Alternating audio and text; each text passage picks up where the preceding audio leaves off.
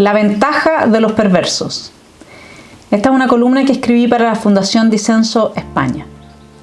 Se nos dice que en la vida las cosas no son como en las películas, donde ganan los buenos y existen los finales felices. Sin embargo, no deja de llamar la atención el hecho de que en este mundo, suponiendo que exista otro, casi siempre son los malos quienes tienen el poder político y económico.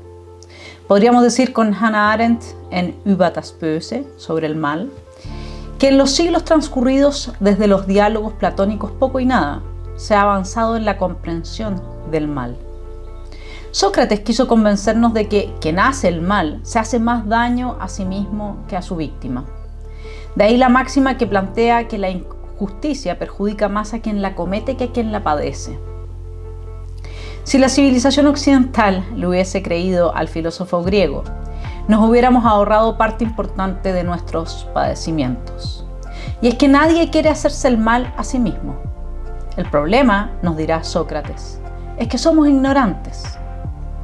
Es a partir de esta convicción que el conocimiento teórico se eleva a la categoría de fundamento moral.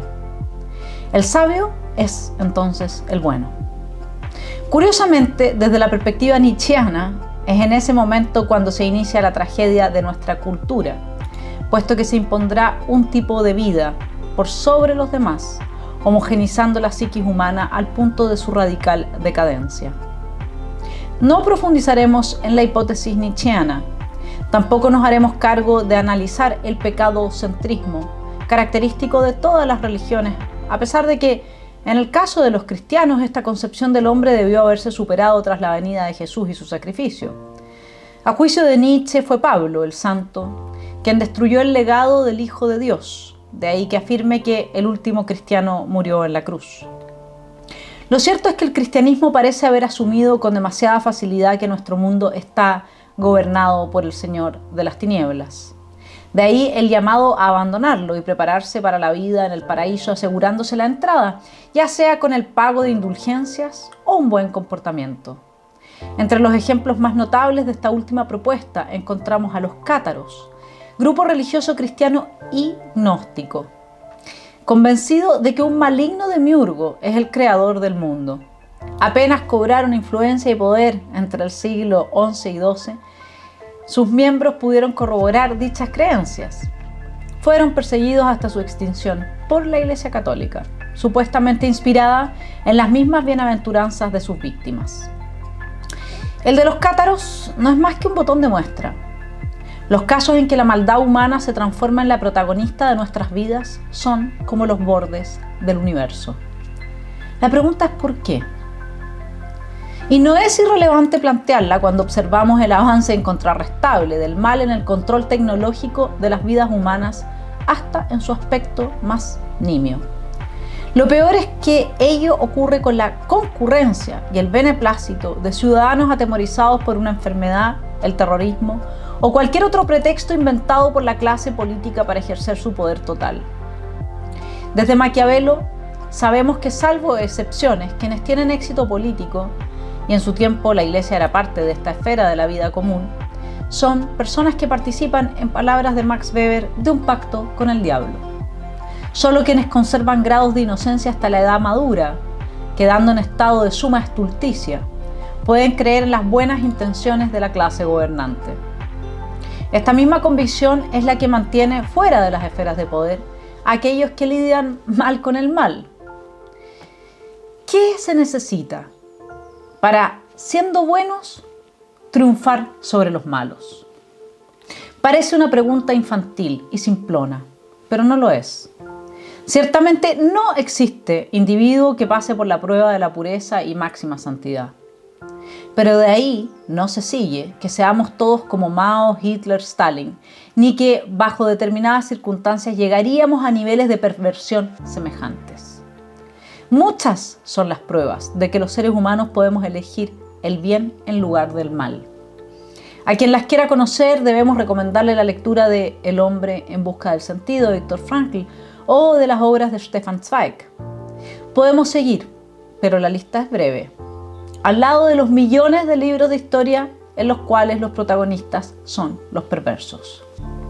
Y si usted revisa programas escolares, son estas últimas, estas obras en las que los protagonistas son los perversos, las que se enseñan no con el fin de aprender del mal, como desearíamos para que no vuelva a ocurrir. Uno diría más bien desde un Foucault contra Foucault, que todo ese estudio sobre el triunfo de la perversión humana es un dispositivo de poder, instalado para persuadirnos del escaso valor que tenemos como miembros de una especie deleznable. Estamos ante una de las semillas del jardín de la cultura de la muerte, cementerio de todos aquellos aspectos que hablan bien de nosotros. Hasta este punto de nuestro análisis, observamos que los perversos tienen dos ventajas frente a la gente común. La primera, el autoexilio de los buenos, de aquellas esferas en que la lucha por el poder provoca un daño irreparable, en la medida que la vida en política nos persuade de que no hay nada en el ser humano que valga la pena. Es allí donde las promesas son vanas, en la esfera política. Las palabras siempre encubren segundas intenciones. El narcisismo lleva la batuta y lo que es peor, se pierde toda sensibilidad frente al sufrimiento ajeno. Es en vistas a esta realidad que, si queremos avanzar en el triunfo del bien, debamos preguntarnos cómo forjar espíritus capaces de lidiar con el mal sin corromperse. Y no, las respuestas no las encontramos ni en la antigua Grecia, ni en el cristianismo y mucho menos en Maquiavelo. Los libertarios propondrán su utopía con la desaparición final del Estado. Incluso Lenin intuyó que el mejor de los mundos posibles era aquel donde el Estado fuese reducido, lo cito, a una oficina de correos. Su intuición fue erradicada por la dictadura del proletariado que hoy, gracias a su pacto de no agresión con el capitalismo y a través de las garras de la tecnología, avanza a nivel mitocondrial.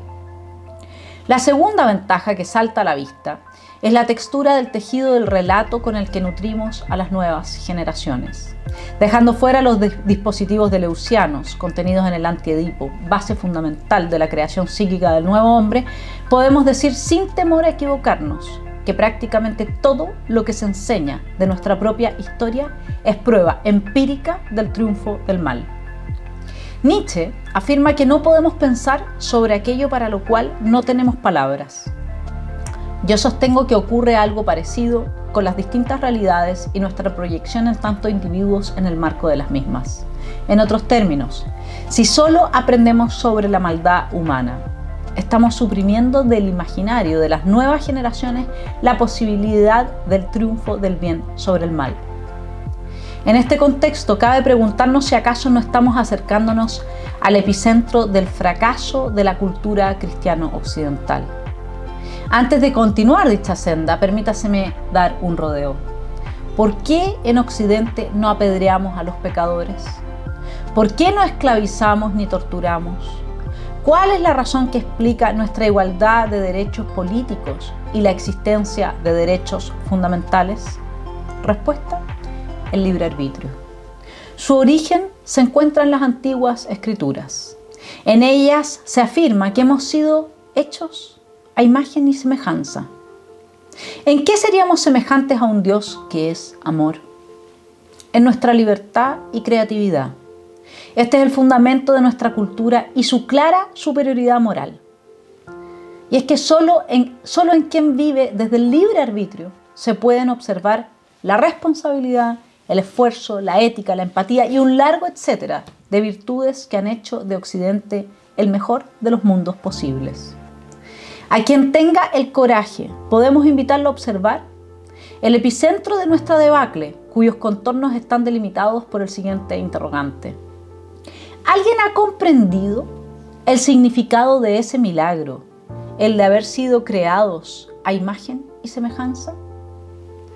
Suprimido el libre arbitrio y nuestra responsabilidad en tanto criaturas creadoras, queda abierto el espacio para el triunfo del mal radical propio de los perversos, que eligen libremente el mal sin asumir la responsabilidad por los horrores de su creación.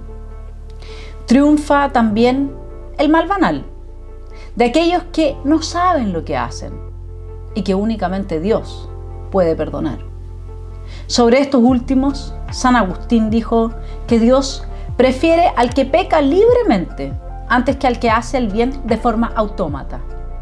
Y es que podríamos inferir, en la mirada del santo, Dios no se reconoce en dicha criatura.